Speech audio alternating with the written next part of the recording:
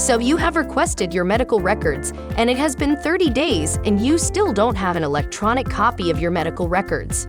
If you have a computer, this is the website where you will go and file your complaint. The purpose of the CCDA form is so that you can download your medical records to take with you wherever you go. If you have a health record account on the Health Wealth Safe app and you have not received your medical records, you can email records@hws.phmailbox.com. Once your doctor sends your records to this email, your records will come directly to you in the app. This tutorial will teach you how to file a complaint once you have requested your medical records and have not received them within 30 days. To file a complaint, visit the Health Wealth Safe website. Then click on the Complaint Here link. When this page opens, find the Health Information Privacy Square and click on the first link. The first page is where you will put in your basic contact information. If you are filing on behalf of someone else, check the box at the bottom of the page and then click Next. If you are filing against a person or an agency, make sure to select the correct circle. Here you will input the person or practice you are making a complaint about. At the bottom of the page, select the date when the violation occurred. Once you scroll down, you will see a box. Here you can describe what violation or incident occurred in detail.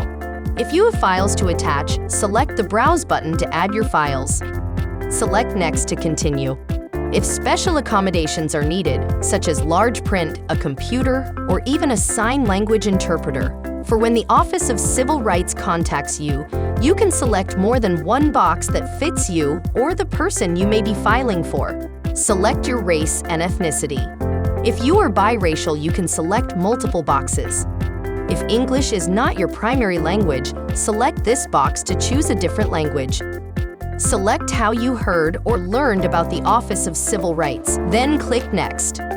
On this page, you will select Agree or Decline in order to continue to file a complaint. Then click Next. This is your complaint consent form. Please read carefully. Select to consent or select to deny consent. Then click Next.